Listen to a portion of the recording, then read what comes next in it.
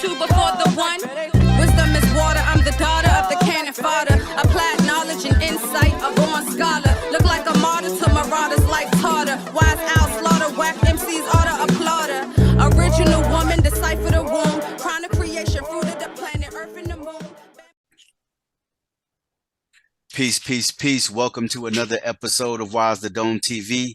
Today, I have a very, very special guest. It's an honor and a pleasure to have him on, and you'll see why in just a moment if you're not familiar with him already. Student Minister James Muhammad, thank you for coming through Wise the Dome.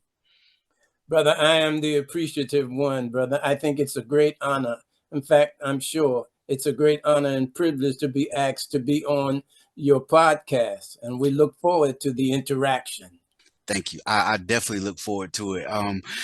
So before we get started, I want you to let everybody know about the Closing the Gap broadcast on YouTube. I'll definitely have the link in the description. But let great content, great interviews. Let everybody know about what you guys are doing over there. Thank you.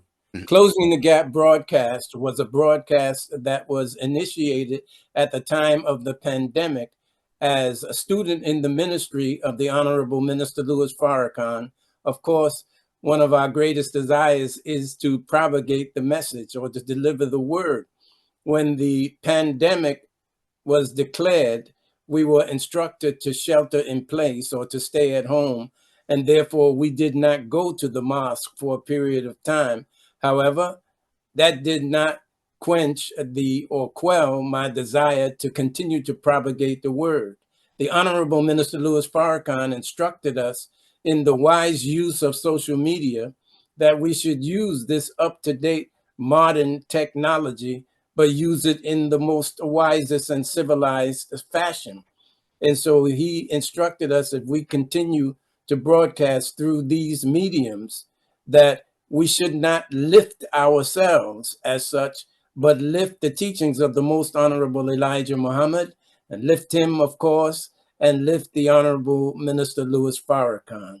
And so, with my desire to continue the propagation of the message of the Honorable Minister Louis Farrakhan, we started Closing the Gap broadcast. Initially, it was Brother Student Minister Demetric Muhammad. I don't know if you're familiar with him. I am. He is a profound and prolific author and teacher of the message of the Honorable Minister Louis Farrakhan. And he and I started Closing the Gap broadcast. It was a blog talk radio program at first. And initially the theme was to try to understand how those whom we refer to as nation babies, who were born in the nation and grew up in the nation, but for some reason, when they got to an age of maturity, they departed from the faith. We wanted to close that gap. But at that point, I didn't know what to call the show. And I was talking, or the blog talk radio program, and I was talking with my beloved wife for 42 years. And she said, why don't you call it Closing the Gap? And so that resonated with me and, of course, with him. And so we started out as a blog talk radio program with that theme, Closing the Gap. And, of course, it comes from the Honorable Minister Louis Farrakhan and his most illuminating message, the interviews of the heart, mind, and soul of the Honorable Minister Louis Farrakhan. These are interviews compiled by our dear brother Jabril Muhammad. May Allah be pleased with him. And so that's ultimately where we got the name from. As time went on, Brother Student Minister Demetric, in his obligation to continue writing as well as teaching, he got a little too busy. His plate got a little full, but I continued on. And one day, a brother who I know in Tampa, who has a radio station called In Touch News Radio, that has a studio a few doors down from where we were meeting in the mosque. And he got my attention. He said, Brother James, why don't you become a part of the network, of the In Touch Radio network? He said, you can say whatever you want. You know, you present whatever you want. And I thought that was a good idea. And that was in 2019. And so we started there. Since then, I remember I was sitting in the studio hoping that somebody would participate. I was there by myself until eventually I got by Allah's grace, my dear brother and fellow student in the ministry, student minister Chad Muhammad of Muhammad Mosque number 47, whom I currently assist in the ministry here in Tampa. We got him to come into the studio and he became a part of it. And then by Allah's grace, we interviewed the managing editor of the Final Call newspaper, Sister Starla Muhammad. Awesome. And we eventually prevailed upon her, if you will, and convinced her to become a part of the broadcast. So both he and she are my co-hosts of the program. It was the work of Brother Dimitri, who had begun inquiring to other brothers and sisters who had broadcast or podcast, if you will, and asked how would they like to be a part of Closing the Gap broadcast. At that time, we were very popular. We were hosting the top leadership of the Nation of Islam, the members of the Executive Council, the regional ministers, the local ministers, and we were even being advertised on our official website, NOI.org. And so when people saw they had an opportunity to become a part of it, they were very excited about becoming a part of it. And so eventually we built it to 6 broadcasts, weekly broadcasts with 2 bi-weekly broadcasts, a total of 8 altogether.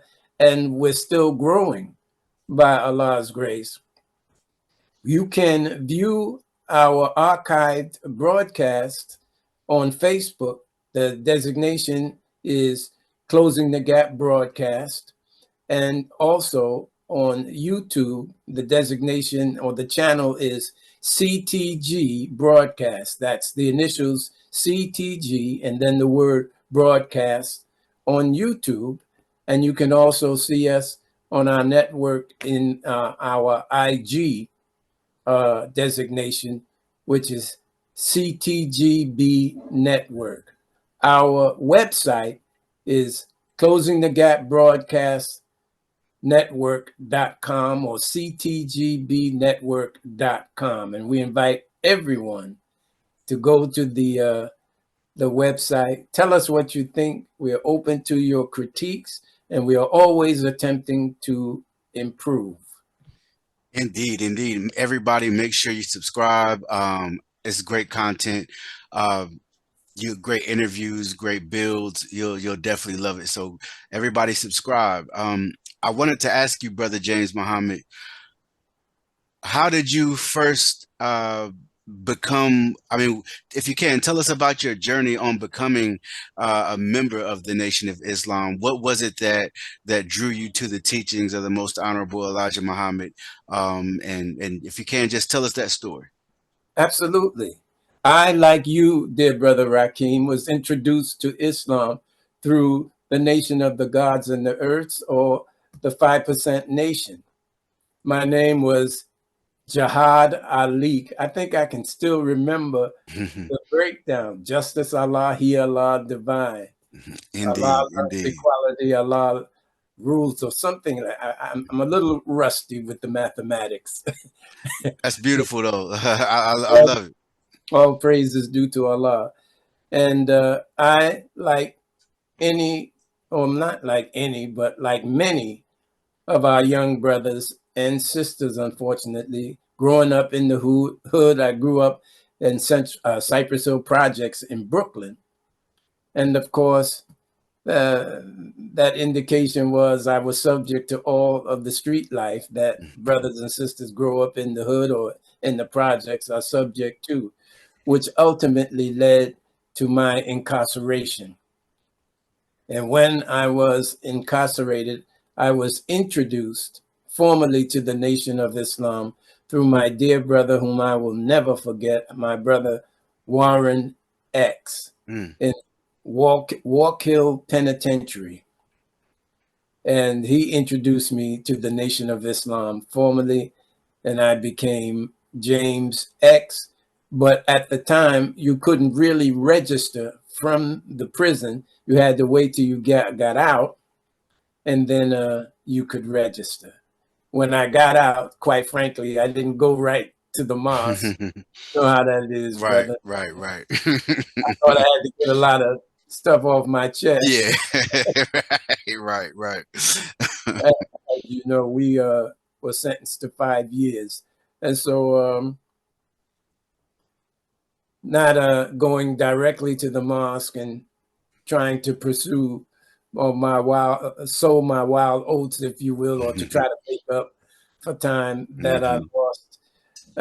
Again, we fell into an environment that was very negative, and I wound up getting shot 3 times, twice in my leg, one in my arm.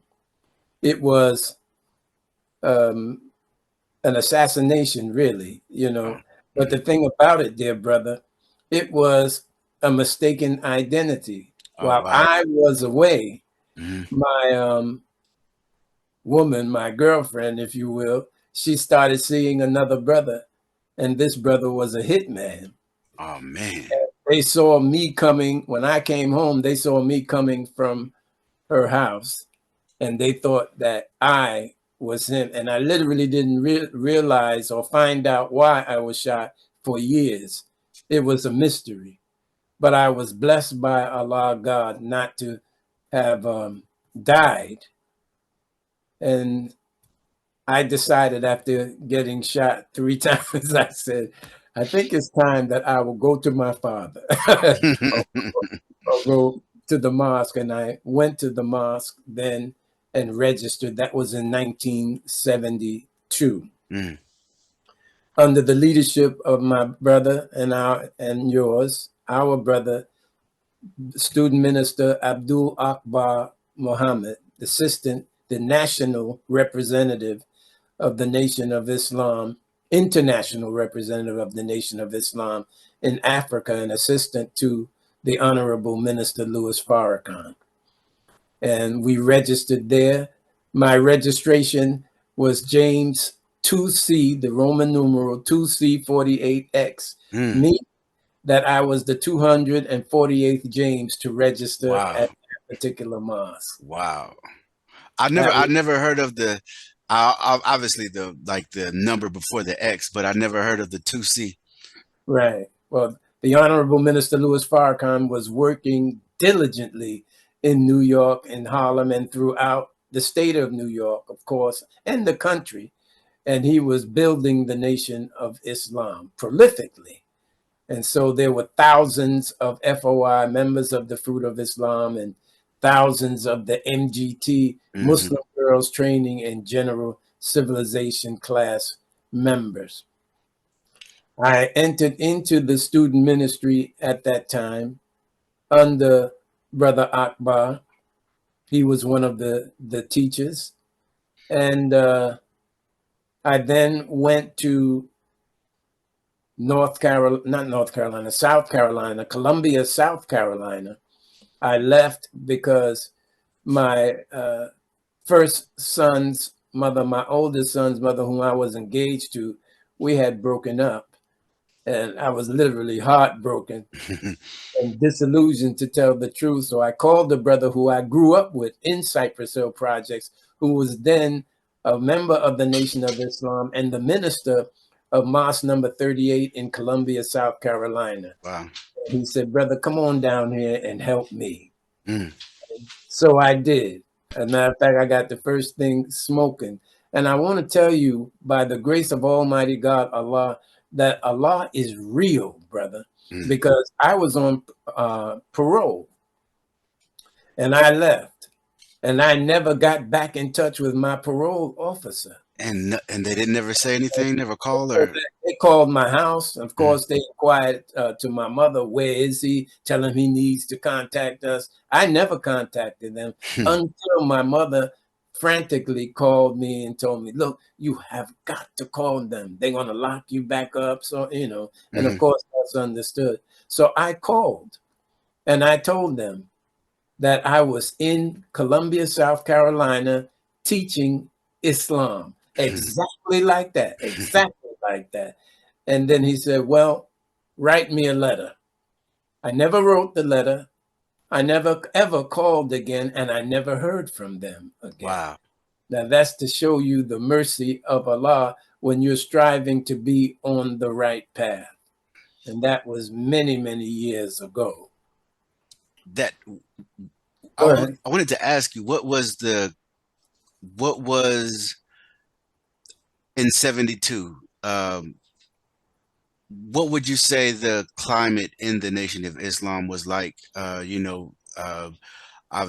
the 60s, there were a lot of things just within the Black community that, we lost Dr. King, we lost Malcolm, and, just a lot. Like, what was the climate? What was the climate like, around the time whenever you did join the Nation of Islam? On the surface of things, and to the eye of a novice, as I was, a novice FOI, we were in our heyday. We had businesses everywhere. We were self-contained, self-dependent. We had clothing stores, meat processing plants, farms, grocery stores, cleaners, all that we needed, we had within the Nation of Islam. We had ordered tons, metric tons of fish. It was called Whiting H&G, and we became the number one distributors of fish in the United States of America. So from my viewpoint, we were in our heyday in 1972.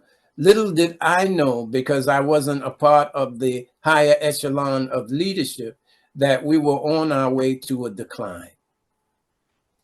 But of course, then the nation went through a transition under the leadership of one of the sons of the most honorable Elijah Muhammad, Warithuddin Muhammad.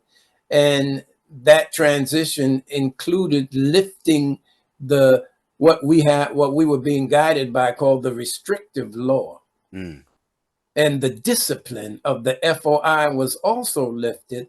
And many of us in that transition went back to the world.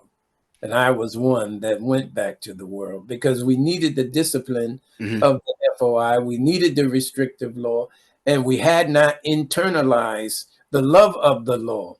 We acted on the surface like we were righteous. Right, right. But we don't. Go ahead, right ahead, brother. No, I think that's just a fascinating idea,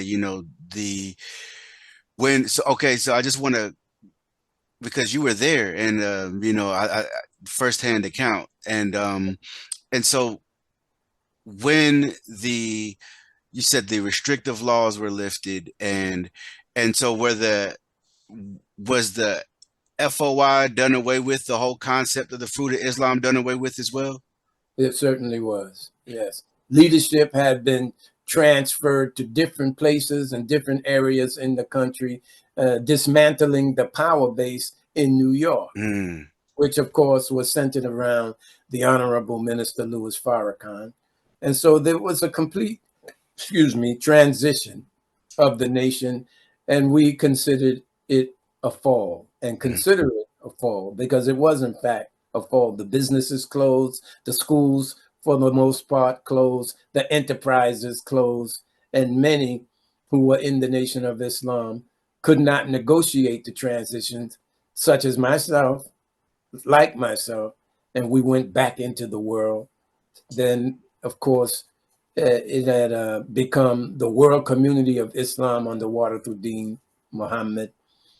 The Honorable Minister Louis Farrakhan stayed with Warithuddin Muhammad for as long as he could, until he could not tolerate how he treated the teachings of his father, and how he spoke about his father.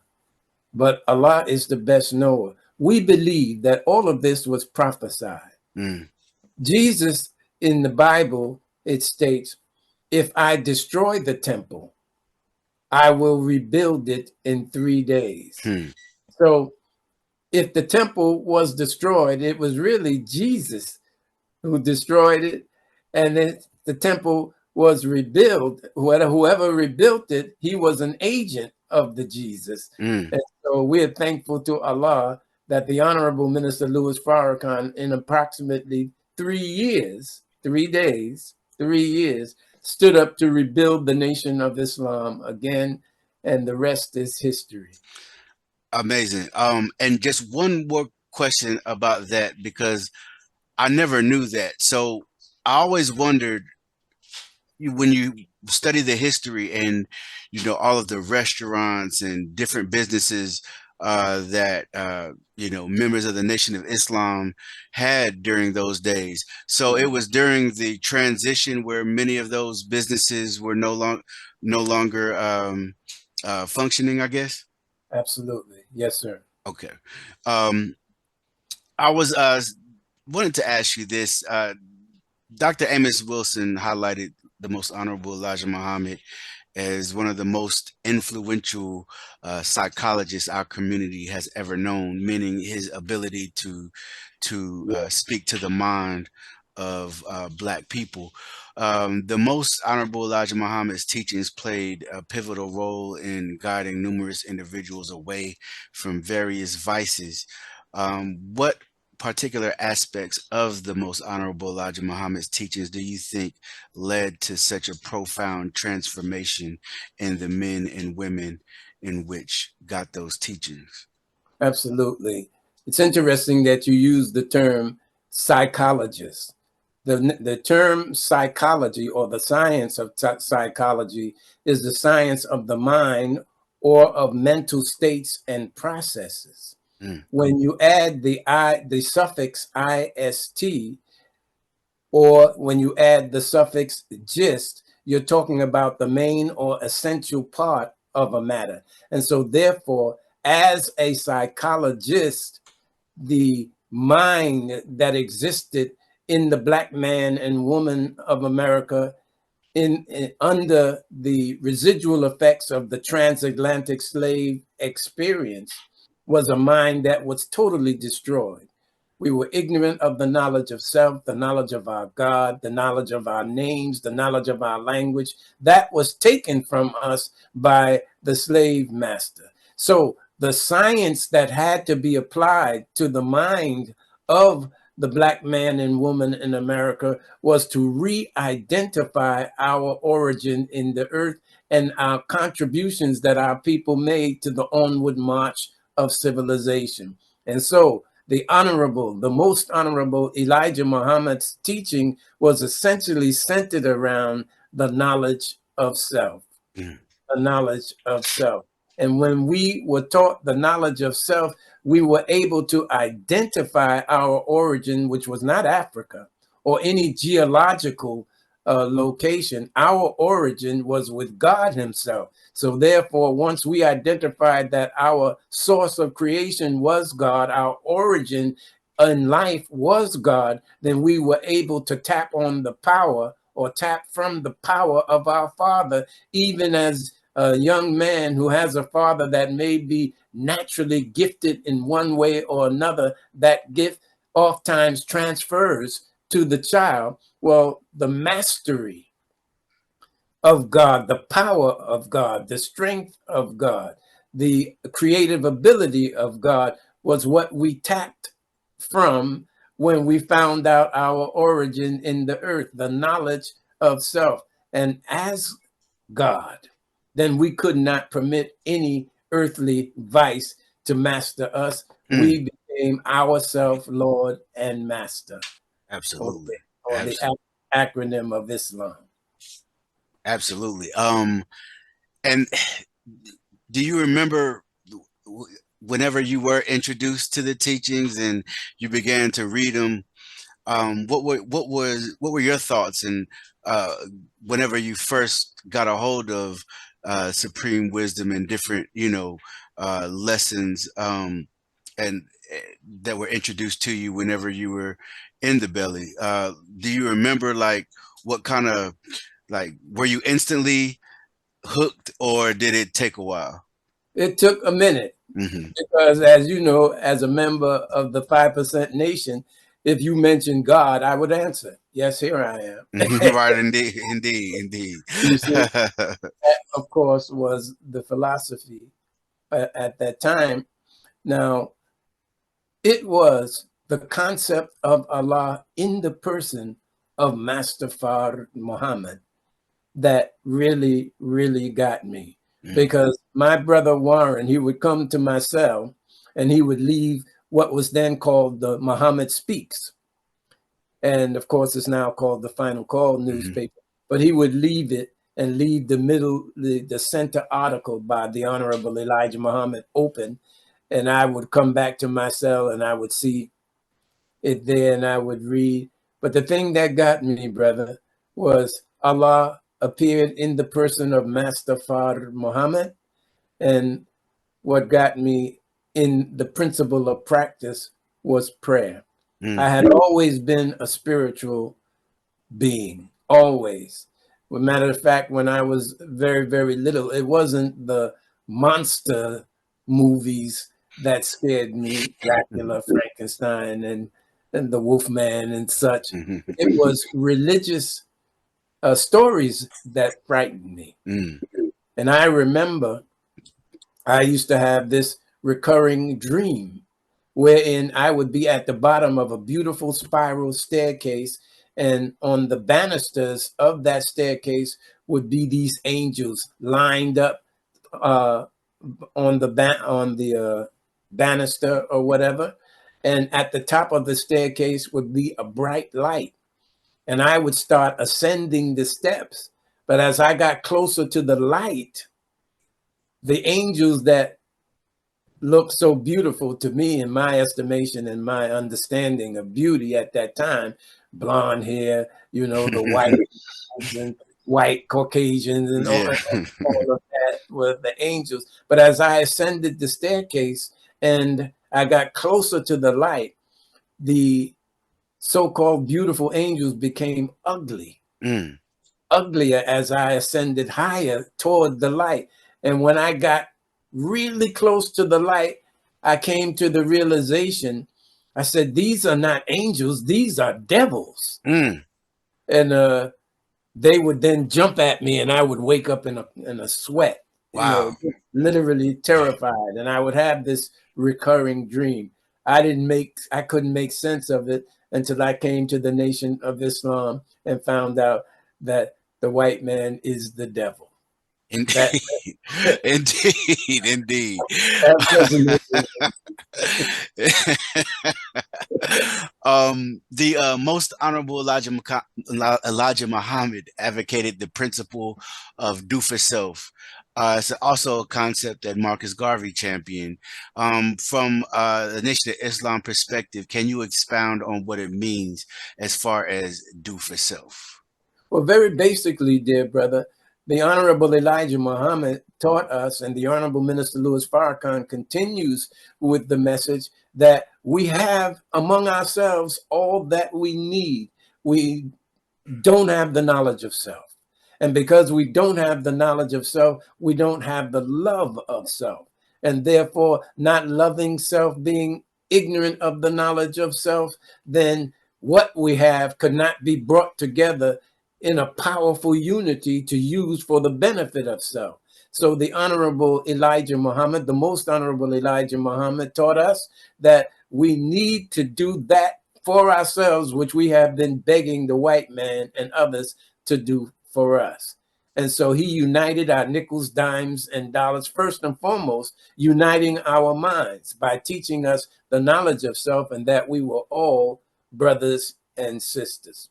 And that was extremely important. The power of the knowledge of self and the unity of self, as one of the questions was, you know, that the Honorable Elijah Muhammad said, our unity Mm, is greater and more powerful than an atomic bomb or a nitrogen bomb. And it is. If you would consider, dear God, that we get $1.6 trillion out of the American economy. Can you imagine the institutions that we could build with that kind of income? This is money that we get out of the economy, and it's money that we spend frivolously and ignorantly on entertainment, on intoxicants, and other unnecessary things that we have in our lives. But if you could imagine that we could take that $1.6 trillion that we get out of the American economy, pool that resource, then we could have our own institutions. We're not happy with the educational process that we subject our children to in the white man's schools, with a doctrine of underlying white supremacy in all of their curriculum. We're not happy with that. We're not happy with having to depend upon white folks to feed us, to clothe us, to give us the worst kind of food, to create food deserts in our community, relegate us to ghettos where we can unite that money and build subdivisions when we can put ourselves in homes, we could dress ourselves, we could clothe ourselves, we could feed ourselves, and we can tell our story. I remember, brother, when our dear brother Bob Johnson sold BET, or Black Entertainment TV, to Viacom or Paramount TV, which is Yeah, I one of remember. the. He sold that. He sold BET for $1.5 billion. Now, we complain about the programming now. As you can see, the program BET, it's a lot of foolishness. Absolutely. You see? And we complain that once he sold it, then we lost control of a medium where we could tell our story, where we could really put ourselves out there within a positive image. But if we were united, we could take that small portion of money, which is a small portion, $1.5 billion is a small portion of $1.6 trillion, and we could have purchased BET ourselves, then we could have controlled the programming. So our unity is critical. Our unity is all important. The knowledge of self, first of all, because a fool and his money is soon parted. And so we need the knowledge of self. We need the teachings of the most honorable Elijah Muhammad. We need the love of self, and then we can unite with self and use our resources to do for us and ourselves what we've been begging the white man to do for us ever since we've been here in America. Indeed, indeed. And uh,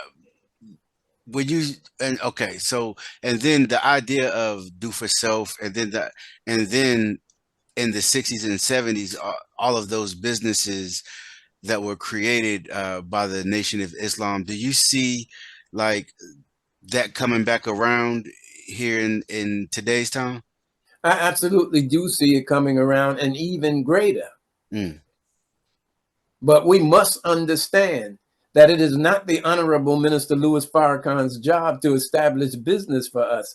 His job as a messianic messenger of Allah is to deliver a message clearly to the people and teach the people Islam. And then with Islam, we could take that knowledge and unite our resources and build these businesses ourselves. So don't look for the Honorable Minister Louis Farrakhan to do it, although he said he's going to do it. And that is a man who keeps his word and makes his word bond. But that's not his job. That is our job. And we should understand that if we would unite our nickels, dimes, and dollars, we could build what we had before and greater. It's not good enough just to repeat what we already did. It doesn't show progress. It'd be nice to see these businesses again, but that's not progress. Progress is going above and beyond what we did in the past. And by the grace of Allah, we will, under the leadership of the Honorable Elijah Muhammad and the Honorable Minister Louis Farrakhan, we most certainly will. Indeed, By God's indeed. grace. Our ancestors, were once enslaved and transported to an unfamiliar land to enrich the slave master, and we speak, and we speak about the idea of knowledge itself and um, being made ignorant uh, purposefully um, by our enslaver. Even Du Bois speaks about um, after slavery, uh, how we were ignorant of our place in the world and what was actually going on in the world in many instances. Not that we were ignorant people, but we were made ignorant That's, purposefully that's to keep us in the dark. In 2024, how do you see the effects of our historical enslavement still playing out today? Yeah, we definitely see the what we refer to as the residual effects of slavery. But we must understand it was just not the deprivation of the knowledge of self that we suffered.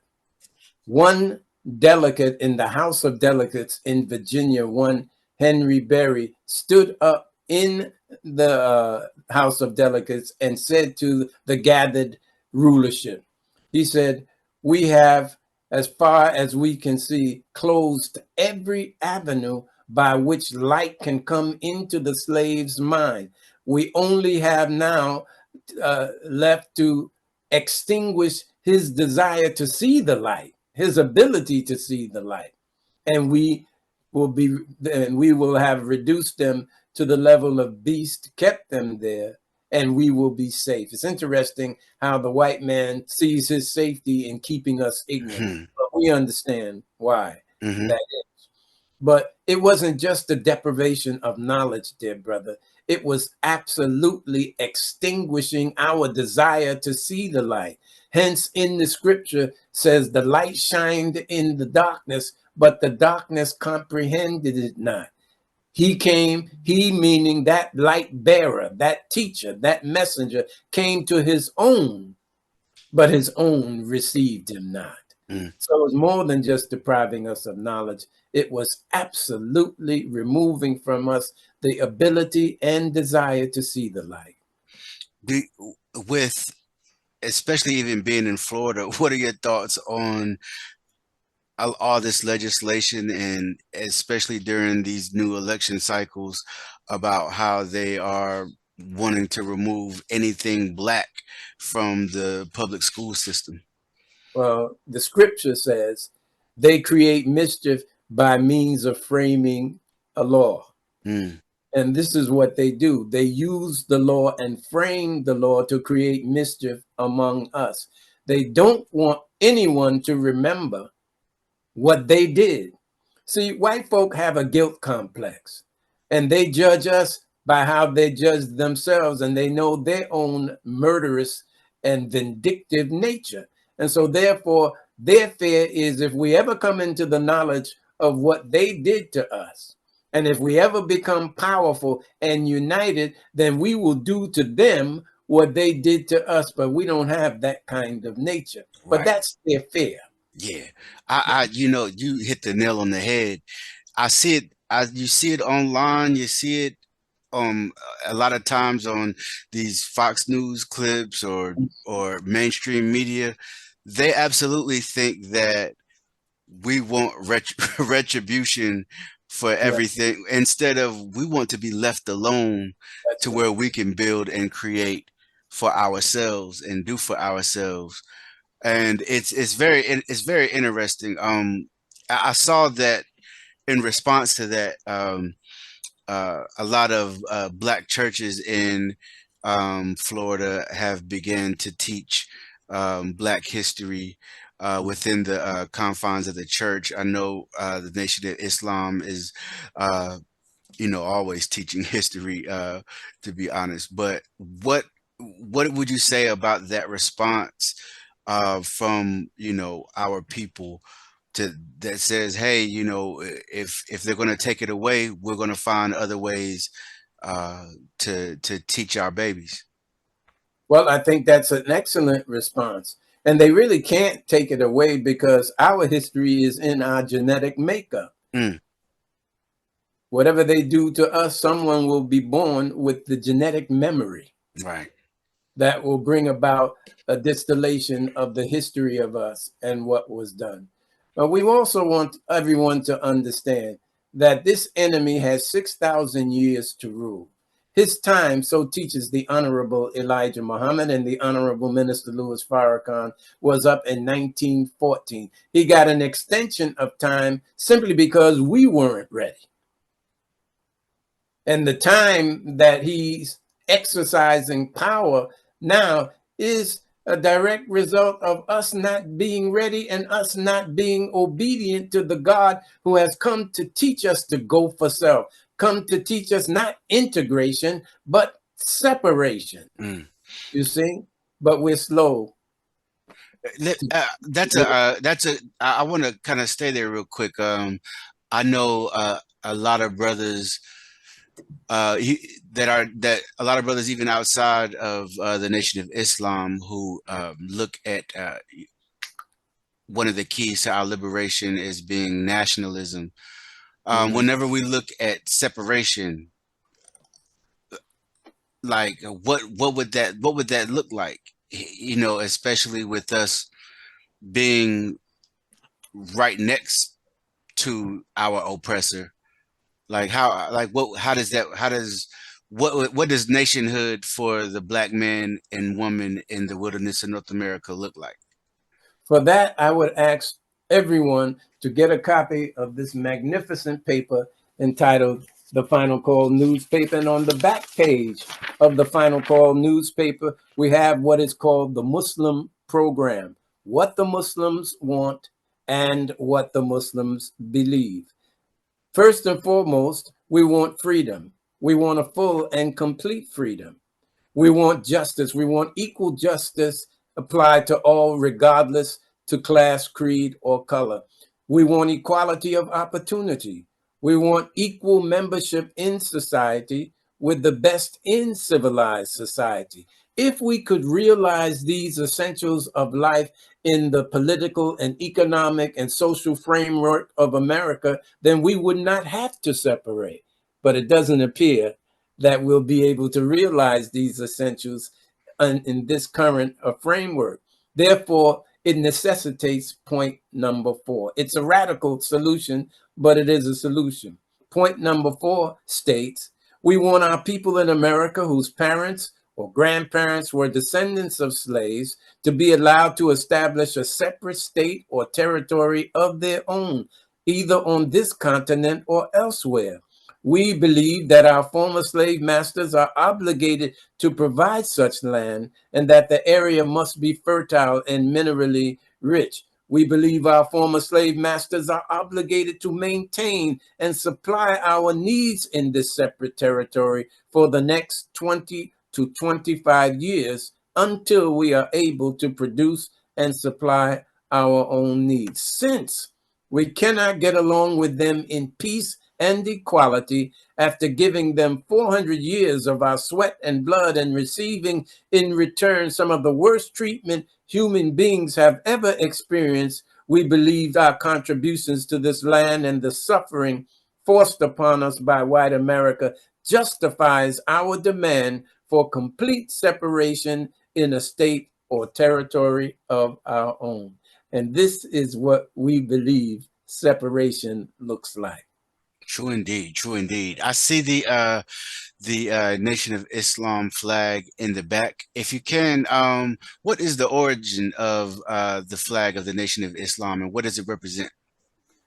Excellent question. Well, the origin of the flag is the universe itself. It represents sun, moon, and stars, and represents freedom, justice, and equality. The sun in the flag represents freedom, not a freedom to move about in the land according to the latitude that our enemies give us. And sometimes we think that's freedom. If you talk about not being free to our people, they will say, I'm free. I could go where I want, do what I want, you know. But if I put you in a box and the box is all you know, then I allow you to move around in the area of the box, you think you're free. but you don't know what's going on outside of the box because you were never exposed to the outer area of the box. Well, this is what we are. This is how we are. The sun represents freedom. What does the sun do? The sun shines upon the earth and it causes the seeds in the earth to swell. And that which the seed ultimately will become as a result of the nurturing of the sun's rays, as well as water and, of course, air. So the freedom that we talk about and that is represented in the flag of Islam is a freedom to be what we naturally are supposed to be, and that is God. The scripture says, ye are all God's children of the most high God. And so therefore, the sun represents freedom, that kind of freedom. The moon represents equality. And of course, the moon is that planet, if you will, or that star that was once a part of the earth. The Honorable Elijah Muhammad taught us, and the Honorable Minister Louis Farrakhan makes it clear that 66 trillion years ago, the earth was then called moon, and the moon was a part of the earth. But there was a wise God who wanted everyone on the then called moon to speak the same dialect. Dialect is not language itself. Dialect is from the language, and it's based upon atmospheric conditions. So this God could not make every atmospheric condition consistent throughout everywhere he went, and at the same time he decided to blow it up. Frustrated because he, as God, could not exercise his God will. The earth was dropped down. He then filled the shaft with dynamite, blew the then called moon up. The earth, this is called the deportation of the moon. The moon shot out 12,000 miles in its current orbit. And in that being blown away from the earth as such, it turned over and all the water that was on the moon fell to this part called earth. Hence, this part is 3/4 water and 1/4 land. The moon represents equality because it's always trying to get its water back, what it once had.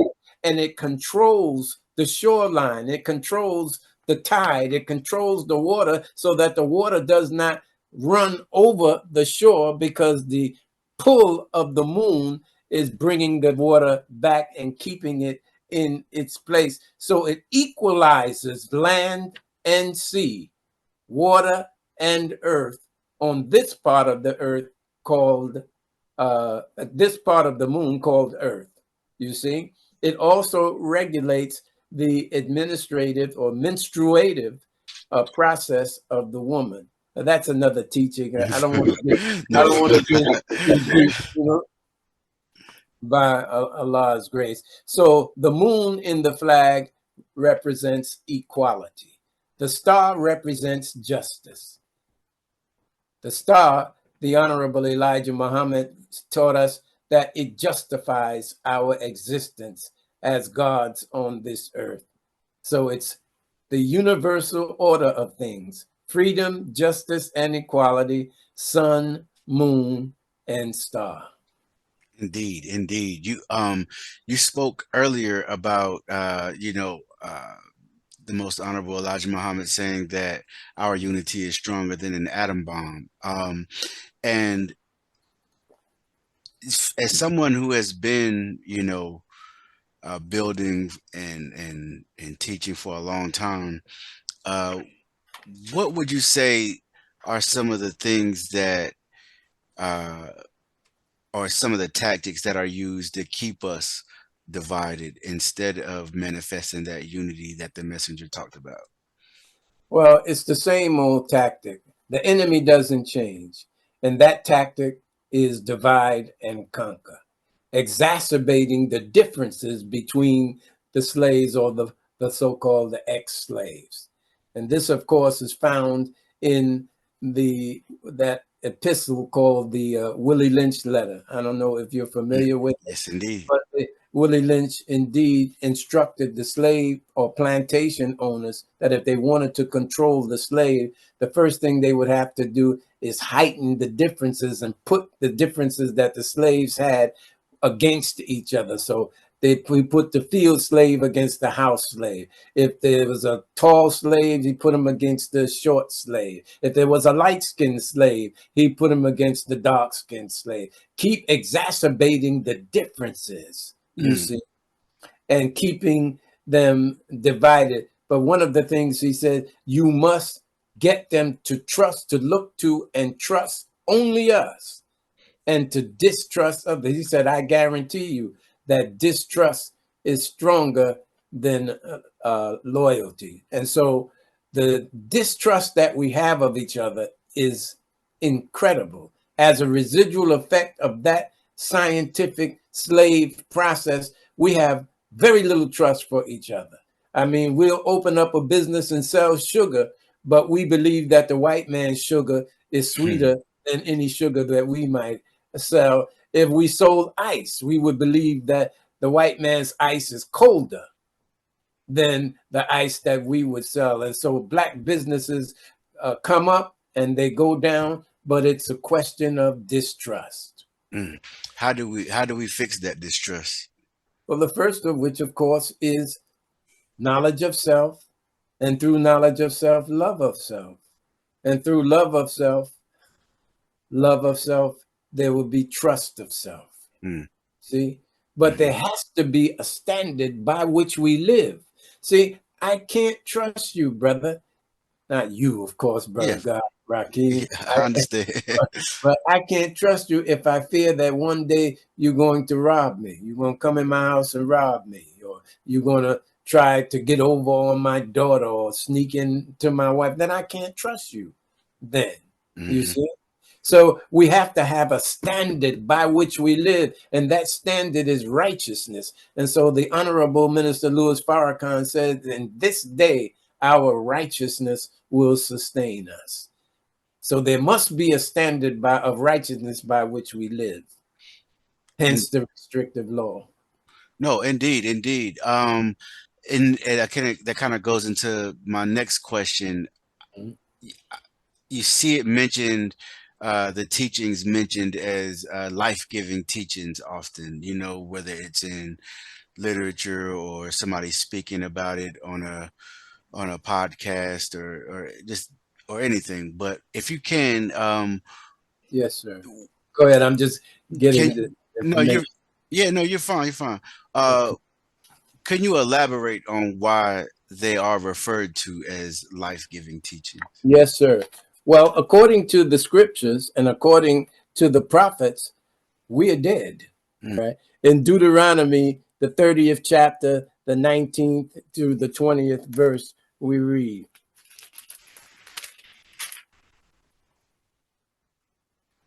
let's get the 30th chapter.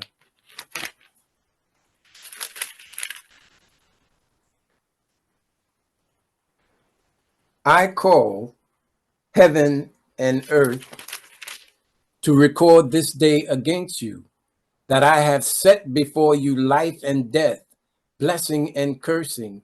Therefore choose life, that both thou and thy seed may live. This is an admonishment given by Moses to the people. Moses is a prototype of the Most Honorable Elijah Muhammad and the Honorable Minister Louis Farrakhan. He's offering two conspicuous ways. One, of course, is life and blessings. The other is death and cursing. We have chosen not a lifestyle, but a death style. And so therefore, the teachings of the Honorable Elijah Muhammad counters that death style that we have adopted from our open enemies, from our slave master. And those teachings give us a life, a resurrection of life. Living, many of us come from, as I said, our past in the hood, drugs, crime. Absolutely. All of that. But that's from the slave master, you see. When the Honorable Elijah Muhammad, in his wise application of the restrictive law, he did this. He would tell us, after teaching us of the knowledge of ourselves and how we got in this condition and by whose hand we got in this condition, he would tell us, look at you, smoking the white man's cigarette. Using the white man's. Now, when he taught us who the white man was, we said, what? I don't want to have nothing to do with this white man's cigarette, this white man's reefer, this white man's heroin, this white man's cocaine, and we put it down. He told us, look at you drinking the white man's alcohol. You see, he used a kind of a racism, but in such wise way that countered the death style that we were living following our open enemies, the former slave master. You see? Absolutely. Absolutely. That's powerful because it sounds like after hearing that, you like the white man's vices. To get it in That's that perspective, it's like, nah, I don't want that. You know what I mean? I don't want that for myself. Last question I wanted to ask you, and once again, I definitely thank you and appreciate you for coming on. As somebody who is in media, if you can, how important do you think our own media is to our liberation in this country? It's critically important. I mean, we don't own NBC, CBS, ABC. We don't own these networks. And therefore, those who own the networks and mediums of expression can tell their story, and not only tell their story, tell our story, but put their particular slant on it. Right. We, and particularly in this generation, our information comes from TV, comes from whatever social media, whatever is online. It comes from those particular avenues. Now, if I own these mediums of expression, then I can restrict what I want to restrict. I can change what I want to change. Case in point, and I'm glad you asked that question, they are shadow banning us, closing the gap broadcast. Shadow ban means they surreptitiously and by some hidden method cut off our viewership. You see, where we had thousands of viewers, it goes down to hundreds and then sometimes single digits. You see, it's called shadow banning. So those who will be listening and viewing this broadcast, we want to put emphasis on our appeal to you to tune into Closing the Gap broadcast. Tune into your show. Tune into all of Black people's shows that are making sense. Right. And support Black media. Yeah, absolutely. So it is critical because we have to be able to tell our own story. And as long as we can't tell our own story, then they can restrict how we tell it. They can change how it is told. Yeah. And they have, in fact, changed how it's being told. Yeah, and you're right. And also, like, whether it's social media where you can say the most vile things about Black people or be supporters of genocide and nothing happens to you, but when you speak out about that kind of stuff, then they remove your account, shadow ban your account. Yeah. And it's crazy. That's why it's tough, even though we are, having our own media channels. It's still, in a lot of cases, within their, we're using their tools, you know what I mean? And so they can shadow ban us whenever they like. So eventually, I hope we can begin to have our own platforms where we have our own,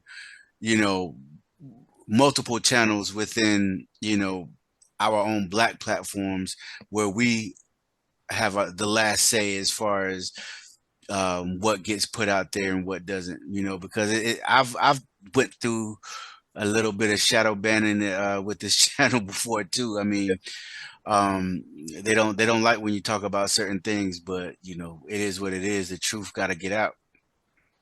Absolutely.